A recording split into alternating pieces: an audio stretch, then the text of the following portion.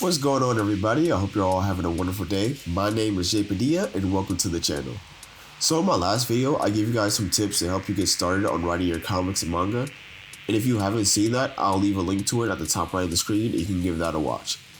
In this video today, I'm going to help you all start writing the protagonist, the lead of your story, and actually make them compelling and relatable to your audience. So let's get started by finding out what exactly is a protagonist.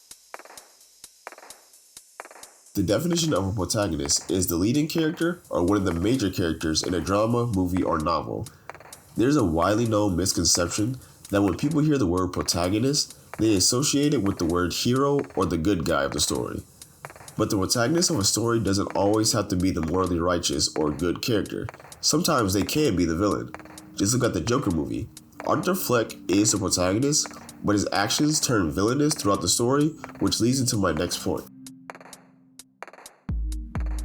One of the most important aspects of storytelling is not how your character's actions affect and change your story, which is still very important, but more importantly, you need to know how the events of your story will affect and change your character.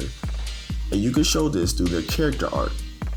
A character arc is the transformation or inner journey of a character over the course of a story. There are 4 different character archetypes: positive, negative, flat, and heroic arcs, which will get their own videos in the future. And if you're not sure how your character will be changed throughout the story, my next tip should hopefully help you figure that out. This point right here may be the most important one in the entire video. If you want your characters to be compelling, engaging, and relatable to your audience, then you need to give them an internal conflict. And the internal conflict will help you decide the character arc you want to do for your protagonist. Now let me explain what internal conflict is. Internal conflict is a struggle occurring within a character's mind.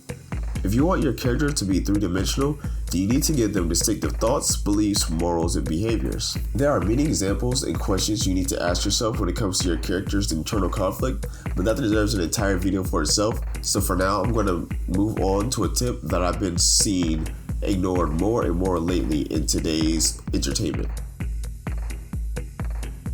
These aspects of your character usually go hand in hand, but what I've been seeing more and more lately are writers swinging wildly from one extreme to the other.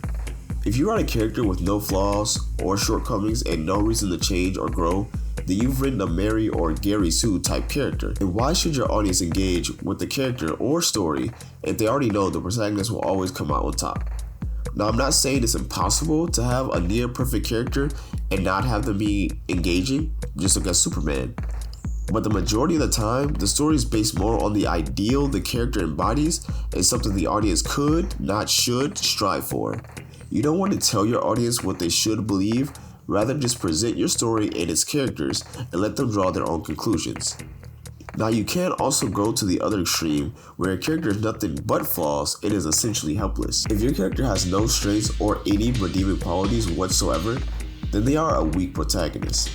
You can have a protagonist who has a lot of faults, but if you give them 1 or 2 redeeming traits that gives them urgency and drive instead of being passive and unmotivated, you can make a character that is more endearing than frustrating and annoying to engage with.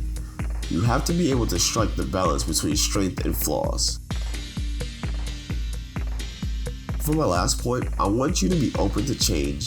And what I mean by that is, if you've written 3-dimensional characters, as your story grows and evolves, it'll take your characters to places you didn't even think about originally.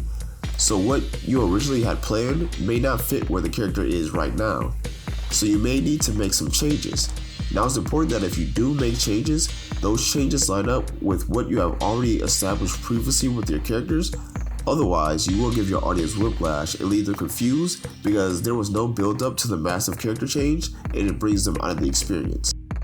Alright guys, that's going to wrap it up for this video. If you enjoyed it and learned something from it, then be sure to leave a like and comment down below. If you have any questions or video topics you would like to see me do in the future. And if you like my content, then consider subscribing and ring the notification bell so you are aware when I upload any and everything. And I will see you all next time.